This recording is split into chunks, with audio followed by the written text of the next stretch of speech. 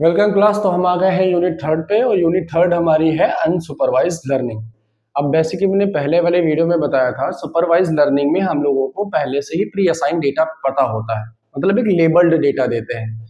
लेकिन unsupervised learning में हम लोगों को कोई भी लेबल डेटा नहीं दिया जाता है। इसमें हमको आउटपुट पहले से पता नहीं रहता है। लेकिन उस वाले में क्या सीन था, पहले से ही पता था आउटपुट हमारा क्या है। ठीक, क्योंकि उनको पहले से ही हम लेबल डेटा देते थे, सारा जो भी आता था लेबल डेटा हम पहले से देते थे कि हर चीज अलग अलग करके दिए क्या दिए। लेकिन इस वाले में हम रॉ डेटा देते हैं, रॉ डेटा या अनलेबल्ड डेटा। अनलेबल्ड इसलिए क्योंकि इसमें देखो सारा का सारा ध्यान से देखना कि सब कुछ डेटा एक में मिक्स है, तीन डेटा एक साथ मिक्स है, ट्राइंगल, सर्किल, स्क्वायर। ठीक, अब जब हम इसमें लेबल, अगर जब इसको लेबल डेटा देते या एक मान लेते हैं यहाँ पे, अगर जो लेबल डेटा देते तो लेबल डेटा कुछ इस टाइप का होता।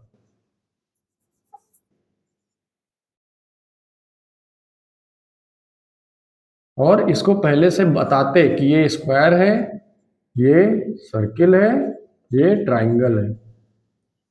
ठीक, ये अगर जो हम बताते तो ये होता हमारा लेबल्ड डेटा, ये लेबल डेटा सेट होता।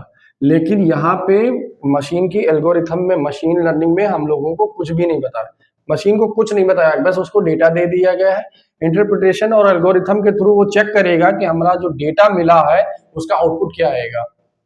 मैं फिर कह रहा हूँ, सुपरवाइज लर्निंग में हम लोगों को ट्रेनिंग डेटा सेट पहले से ही पता होता था। ईमेल में पहले से ही ईमेल को, मशीन की एल्गोरिथम को ईमेल को पता होता है कि ये स्पैम फोल्डर में जाएगा या इनबॉक्स फोल्डर में आएगा। ये याद रखिएगा आप लोग।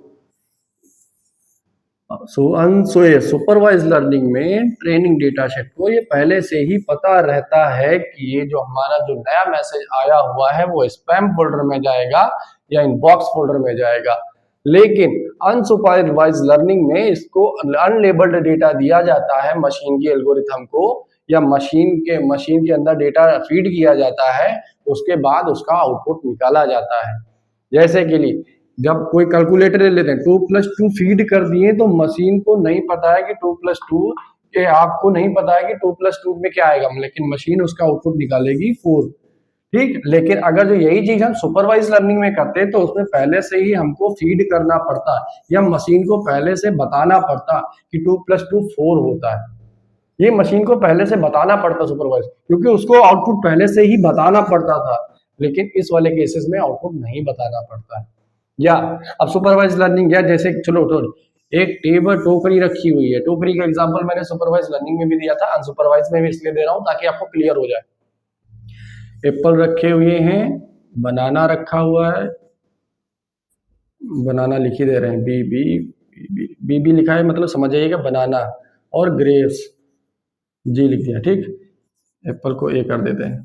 अब जब ये सुपरवाइज लर्निंग में जाएगा तो ये क्या करेगा, एप्पल को अलग करेगा, बनाना को अलग कर देगा क्योंकि अलग अलग ट्रेनिंग डेटा सेट पूरा पूरा है, और ग्रेप्स को अलग करेगा। ठीक, तो ये तीन डेटा सेट यहाँ पे अलग अलग करेगा, यही इसका आउटपुट होगा क्योंकि वो तीनों को अलग अलग आउटपुट में निकाल देगा। तो जस्ट सेम टू सेम इस वाले में भी यही करेगा, वो ट्राइंगल को अलग कर देगा, ठीक, सर्किल को अलग करेगा, स्क्वायर को अलग करेगा। ये होती है हमारी अनसुपरवाइज लर्निंग। जब हम अनसुपरवाइज में अनलेबल डेटा देते हैं तो मशीन एल्गोरिथम के थ्रू वो डेटा को कैटेगराइज करती है कि हाँ ये कैटेगरी 1, कैटेगरी 2, कैटेगरी 3, या डिफरेंट डिफरेंट सोर्सेस, जितने भी अलग अलग कैटेगरी के डेटा को हम डेटा दिए रहे होंगे वो डेटा अलग करेगी।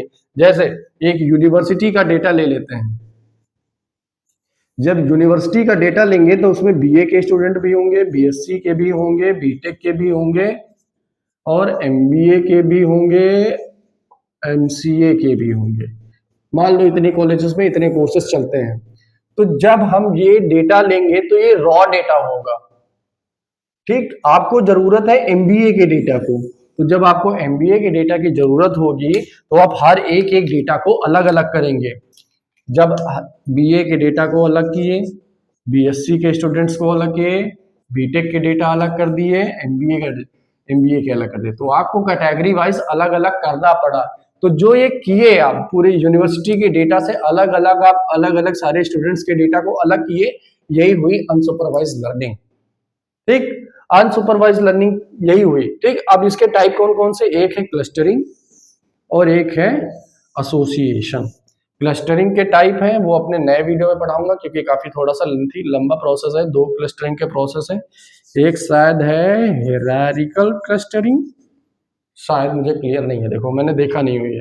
और एक है एग्लोमोटिव, शायद एग्लोमोटिव या डिवीजन, यही शायद होंगे, मुझे क्लियर नहीं है क्योंकि मैं नीचे का देख के नहीं रखा हूँ, कि केवल से मैं सीधा सीधा सिलेबस उठाता हूँ। मेरे पास रियलिटी बताऊँ, मैं सिर्फ सिलेबस देखता हूँ और सिलेबस से ही मैं पढ़ाता हूँ। मेरे पास सिर्फ AKTU का ही सिलेबस है, इसी से देख के ही मैं सीधा सीधा टॉपिक उठाता हूँ। अब देखूंगा अगर जो इसके बाद से यही होगा तो मैं शायद इसके टॉपिक्स यही हैं, हायरार्किकल क्लस्टरिंग, एग्लोमोटिव और डिवीजन, ये इसके टाइप हैं हायरार्किकल में। और एसोसिएशन रूल तो हर जगह फॉलो करते हैं, आपको अभी जब बताऊंगा एग्जाम्पल तो जल्दी से समझ में आ जाएगा। ठीक है, मिलते हैं नेक्स्ट वीडियो में। नेक्स्ट वीडियो हमारा जो होगा वो टाइप इसके होंगे, कौन कौन से टाइप हैं। ठीक, मिलते हैं नेक्स्ट वीडियो।